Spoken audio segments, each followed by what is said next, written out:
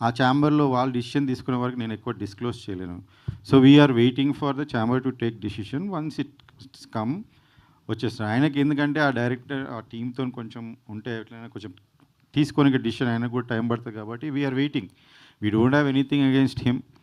Only ఒక person మంచిగా చేయలేదు, ఆయన మంచి రెస్పాన్సిబుల్ కాదు, బిహేవియర్ బ్యాడ్ ఉండే చాలా ఇప్పుడు ఈమె ట్వీట్‌లోనే మీరు చూడండి. ఆయన తీసేసాక 1 ఇయర్ బ్యాక్ తీసేసాక ఆయన సీన్‌లు లీక్ చేశాడు నెట్‌లో. ఏ సినిమా సీన్‌లు ఏ డైరెక్టర్ అయినా చేస్తాడు అలా. సీన్‌లు లీక్ చేస్తే ఛాంబర్‌కెళ్తే ఛాంబర్ ఆయన మీద పోలీస్ కంప్లెయింట్ ఇమ్మని ఇచ్చాం. ఫైల్ అయినాక ఈ రోజు కాక చెప్పలేదు మీకు పోలీస్ కంప్లెయింట్ ఫైల్ అయింది. కోర్ట్‌కి ఆయనను పంపించారని ఇప్పటిదాకా చెప్పలేదు. ఎందుకంటే అది సుధీర్ గారి లైఫ్‌కి ఎఫెక్ట్ అయితది. ఒక మూవీకి ఎఫెక్ట్ అయితే ఇంతమంది కష్టాలు ఎఫెక్ట్ అవుతాయని నేను చెప్పలేదు. ఇప్పుడు నేను చెప్తున్నాను ఎందుకంటే ఎక్కువ రోజులు మనం దాచలేం. అలాంటివి అయినా ఒక 1 ఇయర్ ఆ కంప్లెయింట్ ఇచ్చి మనం అది చేసినా 1 ఇయర్ నుంచి సినిమా ఏ విషయంలోనే ట్రోల్ చేస్తున్నారు మీరు చూడండి. ఇప్పుడు ఈమె విషయంలో ఈ ఆ మాట అనడము నేను కూడా అసలు చూసే లోపలే ఆమె రియాక్ట్ అయిపోయింది. ఎందుకంటే she is like that. She is very straight. అదే ఆమె కూడా అదే అంటది. ఇప్పుడు ప్రాబ్లమ్ ఉంటే మీరు ఛాంబర్‌కి వెళ్ళండి. మీరు డైరెక్టర్ అయితే ఆళ్ళ అసోసియేషన్‌లో కంప్లెయింట్ చేయండి. ఎట్లైనా మీరు ప్రూవ్ చేసుకుందామంటే ఆయన ఎందులో మెంబర్ కాదు. ఆయన ఇంతకుముందు కూడా 2 సార్లు సినిమాల్లో నుంచి బయటికి పంపించేశారని మీకు ఇంకా దిల్‌రాజు గారు కూడా ఆయన ఆపి వేరేళ్ళతో ఫైనాన్స్ చేపించుకున్నాడు ఆ ఫస్ట్ మూవీ. సో, ఇవన్నీ కూడా అందరికీ తెలుసు ఇండస్ట్రీలో. నేను కొత్తగా చెప్పాల్సిన అందుకని ఆయన గురించి మాట్లాడి వేస్ట్. కొత్తగా చెప్పాల్సిన వేస్ట్. సో, నేను రైట్ టైంకి నాకు చాలా సినిమా ఎఫెక్ట్ అయితుంది. అందులో డబ్బులు పెడతానే ఉన్నాం. సినిమా ముందుకు జరగట్లేదు. డిలే అవుతుంది. చాలా విషయాలున్నాయి నేను చెప్పాలంటే. అందుకనే ఆపి సుధీర్ గారికి చెప్పి 2 సార్లు చెప్పాను ఆయనకి. ఆయన రిక్వెస్ట్ చేసినప్పుడు మళ్ళా పెట్టుకున్నాను. మళ్ళా బడ్జెట్ కూడా ఆయన రిక్వెస్ట్ చేసినందుకు ₹1,00,00,000 ఎక్కువ కూడా పెంచాను లాస్ట్‌కి. ఇలాంటివి నేను అన్నీ చేశాను. I am 100% honest and fair and I believe in God. Everything happens for good. So, ఇప్పుడు కూడా ఇది సినిమా చేసుకొని ఇంతవరకు వచ్చామంటే కూడా ఒక స్టేజ్ నుంచి వీఆర్ రియలీ గ్రేట్‌ఫుల్ అండ్ ఇదొక ఒకటే చిన్న లాస్ట్ హర్డిల్ సుధీర్ గారికి తొందరలో వాళ్ళ గురించి తెలుస్తది. ఆ తర్వాత ఆయన వస్తాడు. ఛాంబర్ కూడా ఉంది కాబట్టి ఆళ్ళ దగ్గర వాళ్ళ ముంగట డిసిషన్ ఉంది కాబట్టి ఐయామ్ హోపింగ్ ఇప్పుడు నేను ఆయన ఆయ ఆయన ఆయనని మీ మీడియా ద్వారా కూడా నేను ఆయనని ఇప్పుడు కోరుకుంటున్నాను.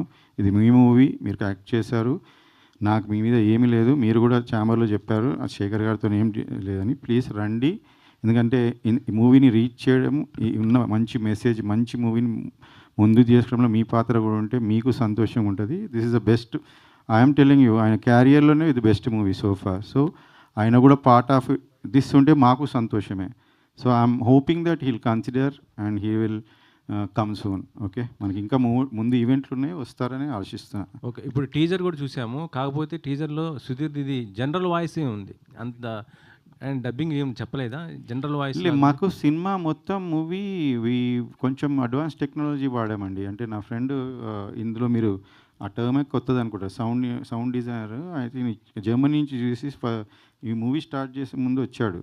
వచ్చి జర్మనీ నుంచి ఒక హాట్‌స్టార్‌లో ఒక సీరీస్ చేశాడు. తర్వాత వచ్చి నేను ఇట్లా చేశాను. నీకు డబ్బింగ్ ఇవన్నీ ఖర్చులు తగ్గుతాయంటే నాకు తెలవదు అప్పుడు. ఎందుకంటే మనం జనరల్‌గా బయట చేయిస్తాం తర్వాత. అట్లానే ఆయన ఇప్పుడే కాదు మేము స్టార్టింగ్ సాంగ్స్‌కి ముందే మేము చూసుకుంటున్నప్పుడు సినిమా కూడా అంతా ఆయన క్లీన్ చేసి ఆయన కొత్త టెక్నాలజీ వాడి ఆయన పర్సన్స్‌ని పెట్టి చేంజ్ చేశారు. సో, జనరల్లీ మనకి అంత అవసరం ఉండదు డబ్బింగ్. కొంచెం న్యాచురల్‌గా ఉన్న చోట్ల న్యాచురల్‌గా పెట్టాము. అయితే చాలామంది స్టార్స్‌కి డబ్బింగ్ అట్లనే అయిపోయింది. అండ్ మోస్ట్‌లీ ఆన్ సెట్స్ అయిపోయింది. ఎందుకంటే ఆయన కొత్త ఎక్విప్‌మెంట్ తెచ్చి వాడింది కాబట్టి మాకు అది హెల్ప్ అయింది. అంటే సింక్ సౌండ్‌లో ఏమన్నా చేశారా? I clearly don't know that technology. ఆయన కొత్తగా జర్మనీ నుంచి వచ్చి వాడాడు ఒక ముగ్గురిని పెట్టుకొని. ఈ విల్ నెక్స్ట్ ఈవెంట్‌కి ఆయన కూడా వస్తాడు. రాహుల్ ఆయన పేరు Rahul Alam. He is working for very big project. నేనే ఫస్ట్ సినిమాలో ఇంట్రొడ్యూస్ చేయడం నేనే. So, he worked for me free. ఆయనని ఆ టెక్నాలజీ అడగండి మీరు. ఓకే. శేఖర్ గారు నాకు 2 క్వెషన్‌లండి. అంటే కథ మీరు ఫస్ట్ నుంచి ఉన్నారా? కథ డైరెక్టర్ చెప్పినప్పుడు మీకు అంటే కథ మీద ఇంట్రెస్ట్ తోటి సినిమా స్టార్ట్ చేశారా? లేతే సుధీర్ కోసం చేశారా? లేదండి. ఇది ఏమైందంటే నాకు ఒక ప్రొడ్యూసర్ డబ్బులు ఇచ్చేది ఉంటే ఆయన ఆఫీస్‌కెళ్తే ఆయన నాకు "అన్న ఒక లైన్ ఉంది మంచి కథ ఇది. ఒకసారి వినండి అన్న ఎట్లాగన్నా వచ్చారు కదా" అంటే సరే అని విన్నాను. నేను విన్నా అంటే ఒక లైన్ చెప్తారు కదా ఫస్ట్ 5, 10 మినిట్స్ ఇలా ఉంటది అని.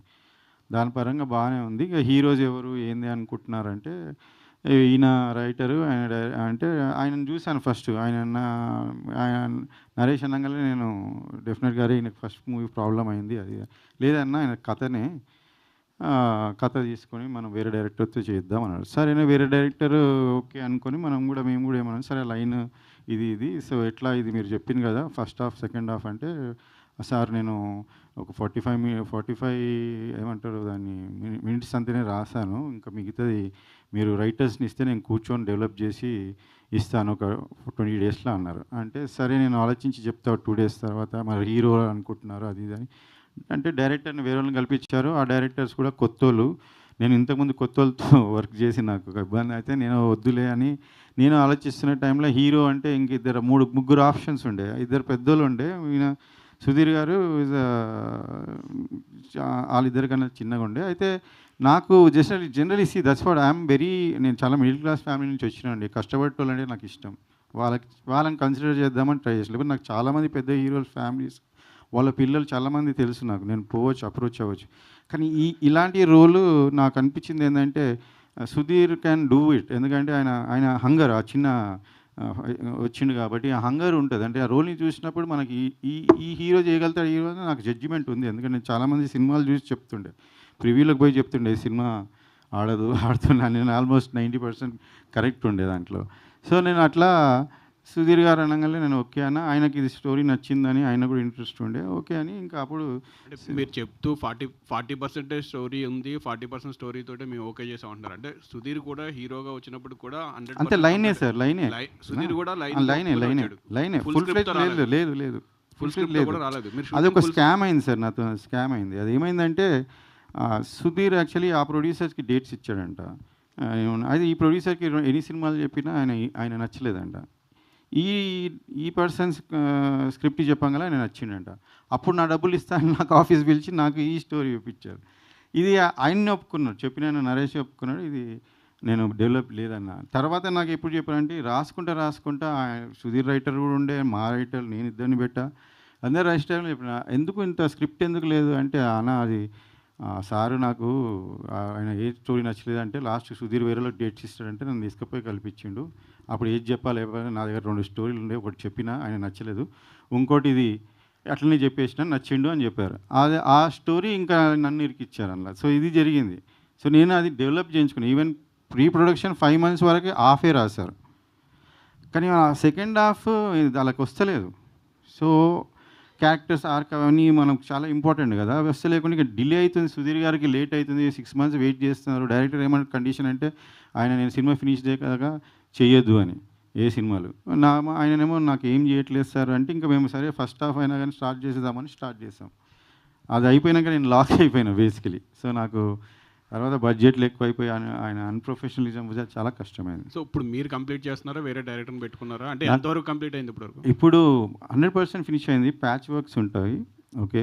అండ్ నాకు చాలా మంచి టీం దొరికిండు. వాళ్ళు I think first time director పేరు కూడా లేకుండా పోస్టర్ రిలీజ్ చేశారు కదా, అంటే డైరెక్టర్ పేరు అదే సార్. నేను ఇప్పుడు డైరెక్టర్ అనేది ఇంపార్టెంట్ కాదు సినిమాకి. నాకు అనిపించింది ఏంటంటే ఆయననే లేడు. ఆ స్థాయి ఇచ్చినప్పుడు ఆ స్థాయి పర్సన్ ఎలా బిహేవ్ చేయాలి. ఇప్పుడు we marry person, you can't doubt your own wife or husband when you enter relationship. అందరినీ డౌట్ పెడతామంటే సరే వీడు అందరికి అయ్యే వరకు సినిమాలో మేము డీప్లోకి వెళ్ళిపోయాం. తర్వాత తిరిగి వచ్చి చూస్తే ఇక్కడ మిస్టేక్ ఇక్కడే ఉంది. సో అది జరుగుతుంది సార్ చాలామందికి. సినిమాలు ఆగిపోతాయి బేసికలీ. నేను ఆగకుండా చేశాను. నేను ఏది చేశానో అది హానెస్ట్గా సినిమాని బయటపడేశాను.